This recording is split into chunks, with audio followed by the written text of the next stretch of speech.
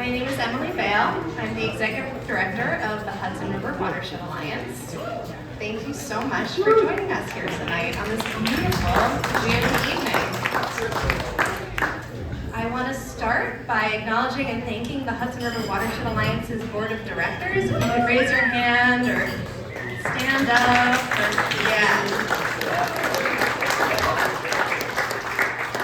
Thank you for everything you do to make this event and everything else that we do possible.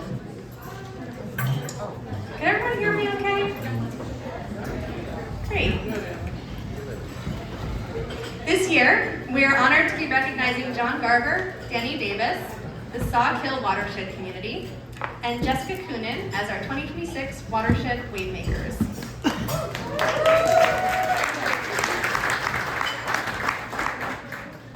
A couple of weeks ago, I had the opportunity to attend the River Rally Conference in San Antonio, Texas. Yes, it's true. I got out of state. It was amazing to connect with so many passionate river people from all across the country. During one of the sessions, I was placed at a table with other watershed leaders, and we were asked to discuss what brought you to this work and what keeps you in this work, which are challenging questions. I heard from myself and the other folks at the table things like a personal experience with water, a love of rivers and streams, first-hand experience with flooding or contamination or other threats. Someone needed to step up. I do it for my children, my family, and my community, and the passion for the work, like a calling. I wonder if those reasons resonate with any of you, and I invite you to reflect as well. What brought you to this work? What brought you here tonight? And what keeps you in this work?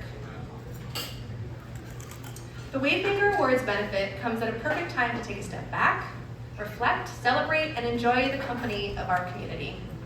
If this is your first time attending, welcome. We're so glad you're here. The Hudson River Watershed Alliance unites and empowers communities to protect our shared waters. We support community-based watershed groups, we help communities work together across boundaries, and we communicate as a collective voice.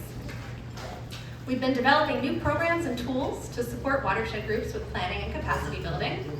We're working on a new publication, which is designed to help groups get started with the first steps of watershed planning.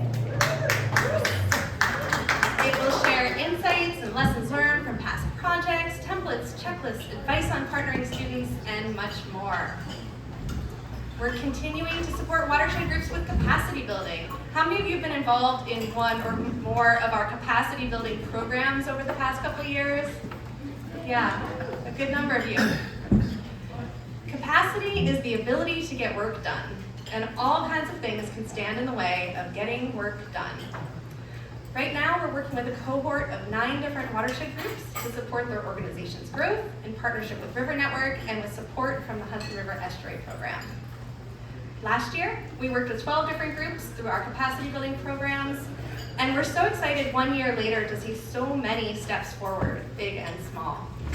Groups have clarified how they work together, they've built leadership, they've recruited new members, they've improved internal systems, the really fun, exciting, sexy stuff. And so much of that work takes place behind the scenes. But what's most noticeable and impressive to me is the ease, the confidence, the cohesion that your groups all now have and are using to move forward in really significant ways. In the past few years, a couple of watershed groups have come to me and expressed concern that they might not last. They might not be able to continue for a variety of different reasons. And each of those groups now has forward momentum and energy, and I'm so excited to see what you accomplish next. The Hudson River Watershed Alliance also co-facilitates the Hudson Valley Flood Resilience Network, which connects local governments taking action to reduce flood risks. In partnership with New York Sea Grant, the Hudson River Estuary Program, and our advisory committee, the network shares case studies and resources about the unique role that municipal governments can play in improving flooding.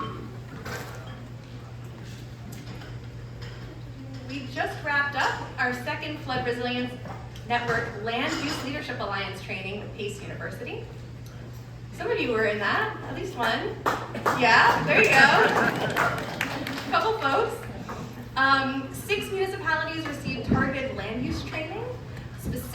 flood resilience and received a local law assessment to help them identify specific policy opportunities that might allow them to continue that work.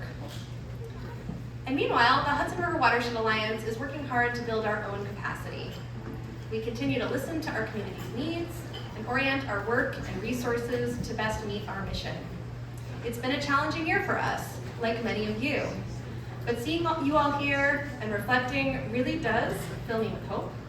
And it's been a very exciting year at the same time as we see some impacts from long duration programs and projects, things that are really coming to fruition. But tonight, we're celebrating the 2026 Watershed WaveMaker Awardees. And our awardees are making a real difference. From a small watershed in Dutchess County to the Hudson River estuary. Yeah, you can clap. You can clap. Yeah. From the Catskills watersheds that provide drinking water to 9 million New Yorkers.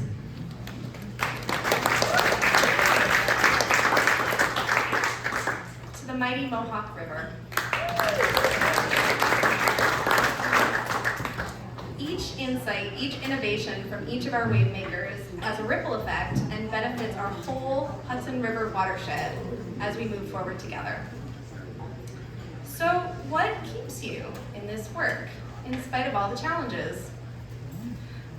What I find to sustain me is this kind of inspiration from our WaveMaker awardees. The human connections, the conversations with people who care, who are so knowledgeable, who are making a real difference. The reminder that every drop adds up. And so with all the challenges we face and all of the work to be done, it's so important to take a step back and celebrate. We're so grateful that you're here tonight, and we're so grateful that you're part of our watershed community. Thank you all for all that you do.